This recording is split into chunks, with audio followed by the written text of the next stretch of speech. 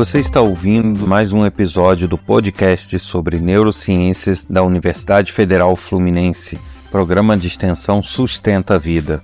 Meu nome é Adriano Freitas, sou especialista em neuroaprendizagem, que é a neurociência aplicada à educação, e pós-graduado em neuropsicologia clínica.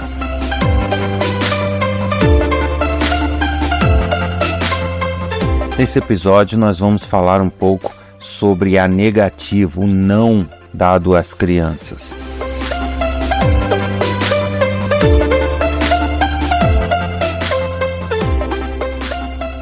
Eu tenho observado da nossa sociedade que as crianças cada vez mais estão sendo blindadas. Elas não podem receber um não, elas não podem ser contrariadas, elas não podem se frustrar no seu dia a dia. E, na verdade, isso, ao contrário do que possa parecer, é muito danoso, na verdade. Lógico, existem várias correntes de trabalho e de pesquisa ligadas à psicologia, à neuropsicologia, e que dentro da psicologia isso é tratado de diversas formas diferentes. Mas como o enfoque desse podcast são as neurociências, que é o quê? É o mecanismo do cérebro, a estrutura física que a pessoa tem, como o cérebro funciona mediante as situações. Eu tenho que dar esse enfoque aos temas.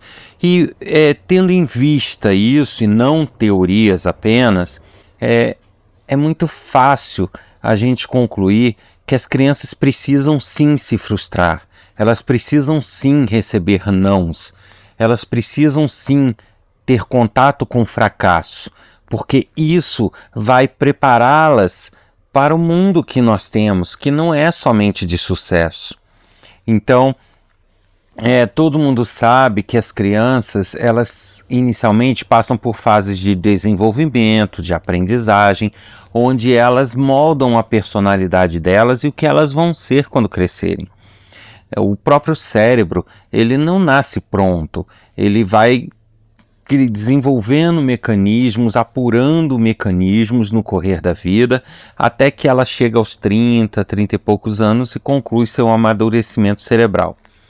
E aí, durante todo esse processo, algumas coisas são marcantes e determinantes para formar a personalidade, formar o comportamento que esses indivíduos vão ter quando adultos.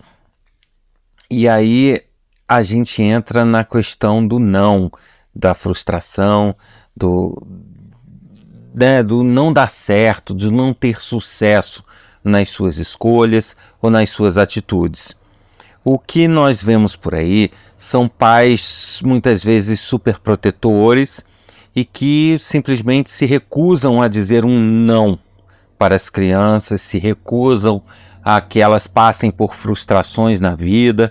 É comum ver pais hoje em dia indo às escolas brigar porque o filho teve nota baixa. Uai, se ele teve nota baixa é porque provavelmente ele não fez a atividade corretamente, adequadamente. Então, será que é culpa só da escola, só do professor? Ou será que ele também errou na sua forma de estudar, errou na sua rotina diária? Muitas vezes isso não é questionado, é atribuído uma culpa que não existe a um terceiro, justamente para livrar a criança daquela frustração e para arrumar mecanismos para que ela não enfrente aquela situação. Obviamente que existem casos e casos, existem crianças com problemas de aprendizagem, existem crianças que têm transtornos, ou deficiências e que precisam ser cuidadas da forma adequada. Porém, o transtorno de aprendizagem, ele não é simplesmente o fato de que a criança não está aprendendo direito ou está tirando nota baixa, ela está em transtorno. Então é muito comum hoje a gente medicalizar as crianças, a gente dar nomes pomposos a uma simples dificuldade, uma simples inadequação de rotina. Isso eu tenho visto assim de forma muito crescente. Tudo isso para amenizar a frustração, para deixar a criança como o centro das atenções e como a merecedora de todo o cuidado daquele momento. Sem dúvida que elas precisam de cuidado, sem dúvida que elas precisam de acompanhamento, mas elas não precisam de exageros. Isso é, de fato, muito danoso, né? O nosso cérebro, ele tem uma habilidade e uma tendência natural ao comodismo, a se acomodar a certas situações. Então, quando uma certa situação se repete indefinidamente, esta situação ou esse comportamento tende a virar rapidamente um hábito. E virando um hábito, ele se torna difícil de ser mudado. E é isso que estamos fazendo com as crianças. Muitas vezes estamos colocando elas numa bolha super protegidas e vai se criando um hábito nelas, elas vão crescendo, amadurecendo com a ideia de que não existe o não, que não existe a frustração, que não existe a tristeza de algo não dar certo, entende?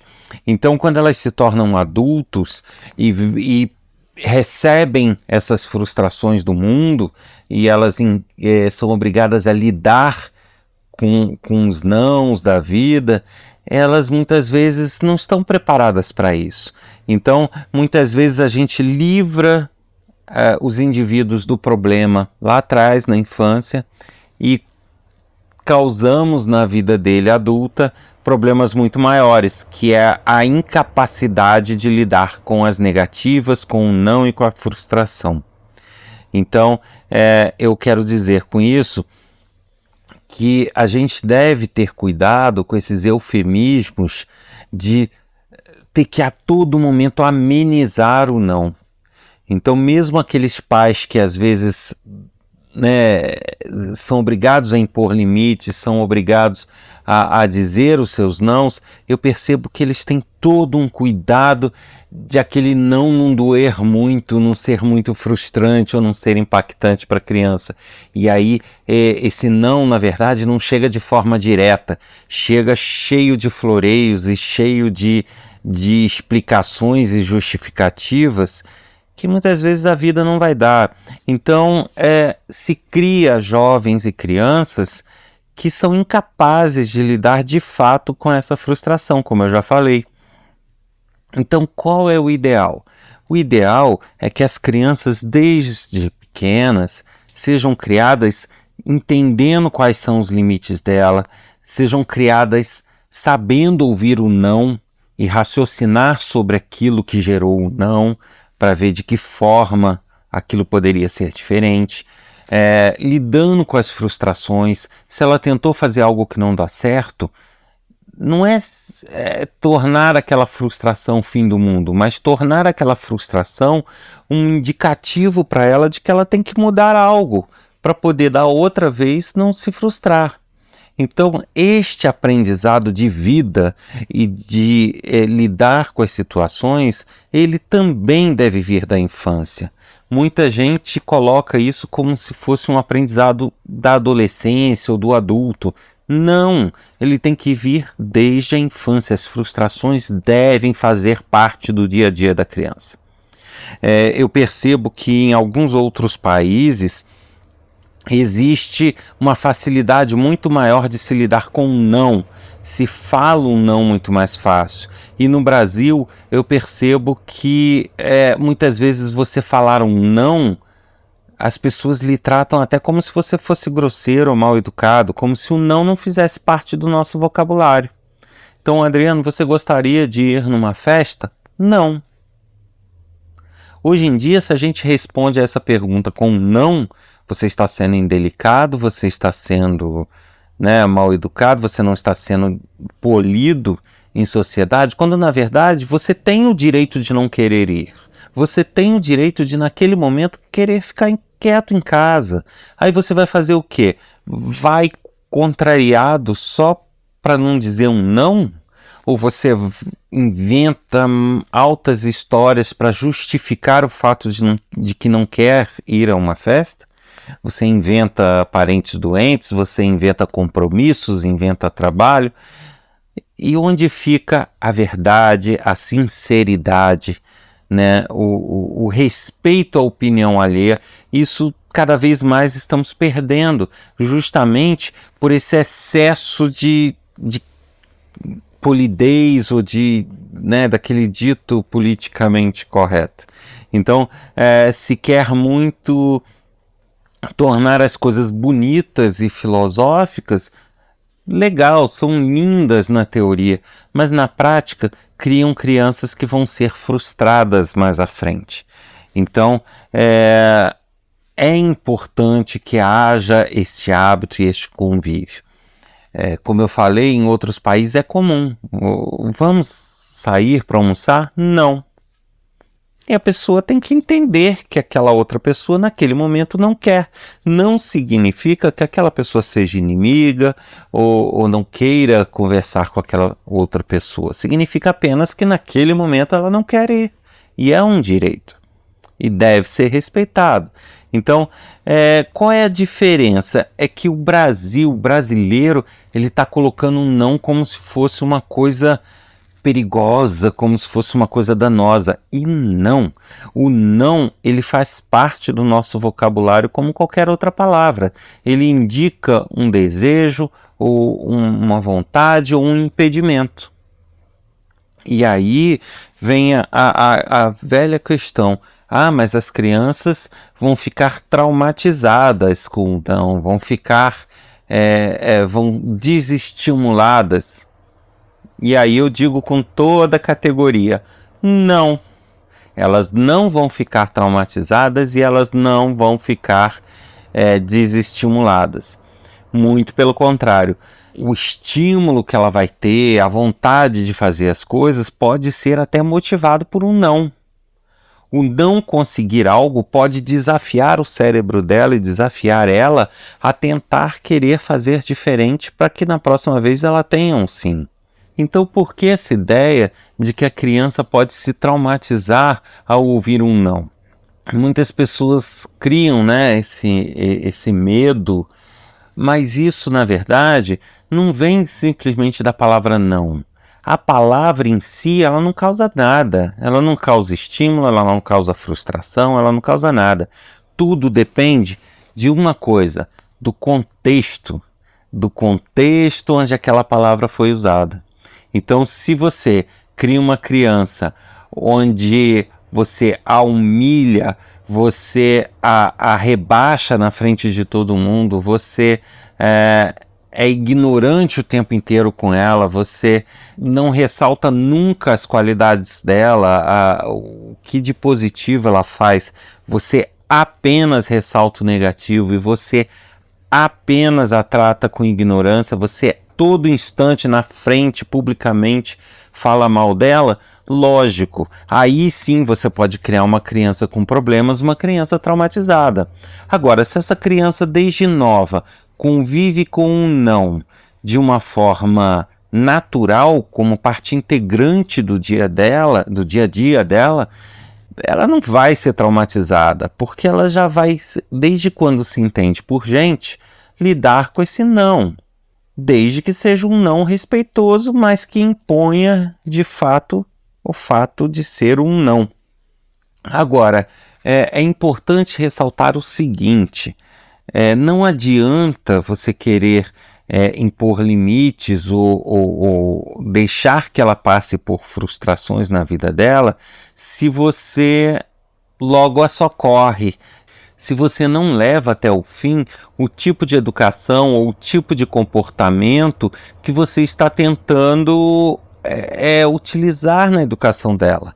Então, se você impõe um limite, fala um não e não sustenta aquilo, ou seja, você fala o não, impõe um limite, mas se você, mediante uma carinha triste, um olhar cabisbaixo, você transforma aquele não em um sim, ou se você começa a justificá-lo demais, você, amenizando, né, o fato de ser um limite, de ser uma imposição de um não, você sim começa a não gerar um limite de fato, a não educá-la para aqueles limites ou para conviver com aquilo. Então, é importante que se saiba muito bem o que se quer e que se cumpra aquilo, né? Então, se sua proposta é impor esses limites e fazê-los respeitar esses limites, eles não podem ser mudados em hipótese nenhuma. Então, eu costumo dizer que na criação de uma criança, né, você não pode perder a moral, vamos dizer assim. Você não pode querer impor um limite cedendo a todo instante. Então, eu costumo dizer que cumpra sempre o que prometa. Cumpra sempre o que promete. Se você não é capaz de cumprir, não prometa. Então, se você promete um passeio, não importa se está chovendo, se está caindo uma tempestade, dê um jeito daquele passeio sair. Se você acha que não vai ser possível dar aquele passeio, não prometa. Da mesma forma, aqueles pais que vivem prometendo castigo. Olha, se você fizer isso, eu vou te tirar o celular, ou eu vou fazer isso, ou eu vou fazer aquilo. Mas você nunca vê ele fazer aquilo. Então, são promessas vazias e que ele não cumpre, e que o cérebro da criança vai criando o hábito de que pode fazer que aquilo ali não é nada. Então, vai ignorando no automático o que os pais passam a falar ou passam a tentar impor limite. Então, uma vez que ele perdeu essa noção de que você cumpre o que você faz, ele passa a ganhar espaço, porque ele sabe que você não vai ter peito para poder ir lá e impor novamente o limite que você perdeu. Então, essa regra também é importante observar, né? Se não pode cumprir, ou não quer cumprir, ou não é sua intenção cumprir algo, não prometa, não fale. Agora, o que falar, cumpra à risca. Então, se você vai deixar ele sem presente de Natal e você falou isso, não dê presente no Natal. Aí você me diz, mas aí volta aquela questão, ele vai ver as outras crianças com presente, com trauma. Sim, mas aí é uma questão que você tem que avaliar qual é a sua atitude. Se dentro do contexto que está se apresentando é importante que você dê essa imposição para ele sentir o que ele tem feito, que faça, mas que cumpra o que você falou. Que não ameace que vai ficar sem presente de Natal e chega no Natal tá o presente lá. Não faça isso. Então, se sua intenção real não é deixar sem presente de Natal, não fale que vai.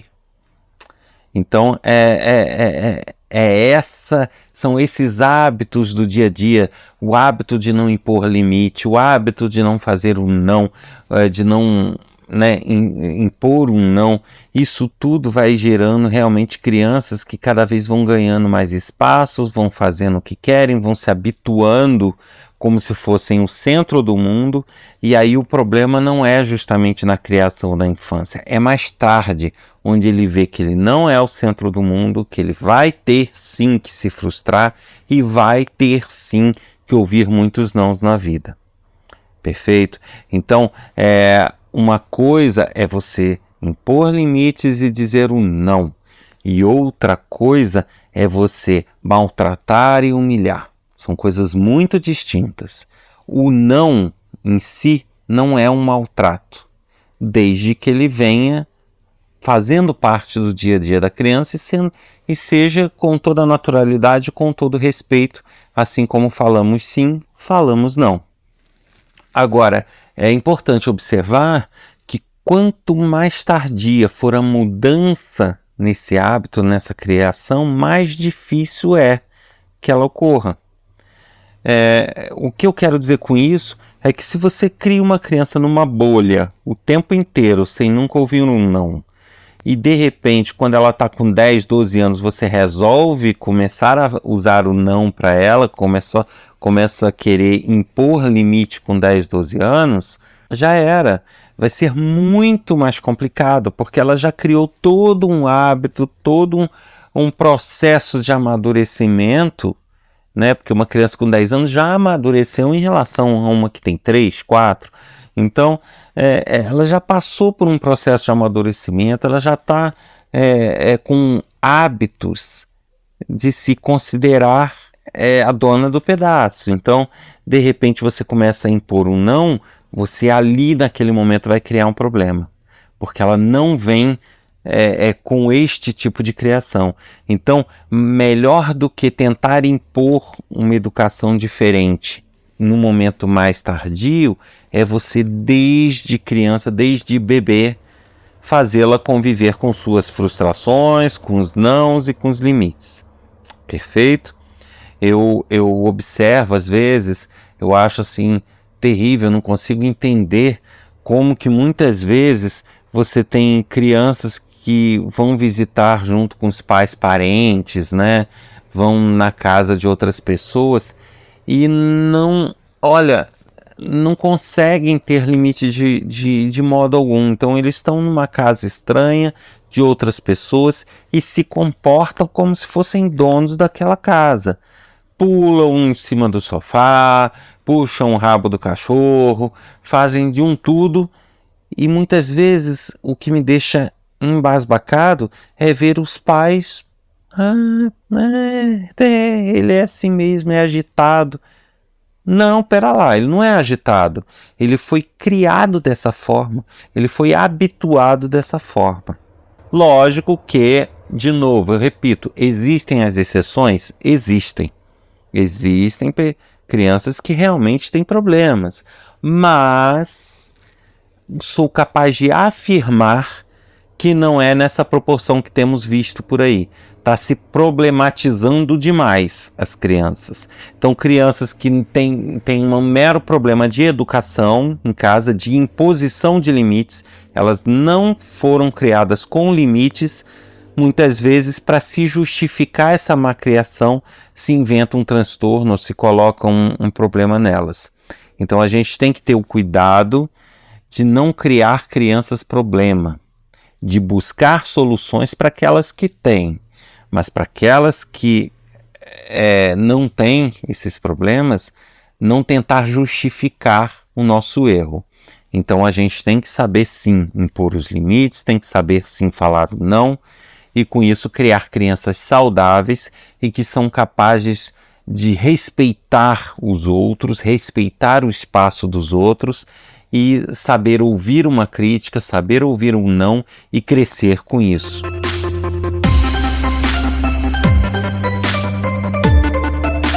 Vocês ouviram mais um episódio do podcast sobre neurociências do programa de extensão Sustenta a Vida da Universidade Federal Fluminense.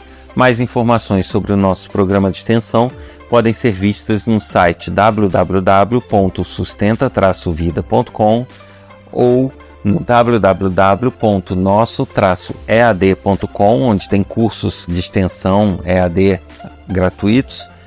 E sempre que desejarem enviar mensagens, comentários, dúvidas para alguns dos especialistas, basta escrever um e-mail para podcast@sustenta-vida.com, dizendo no assunto o nome do especialista para o qual se destina a mensagem.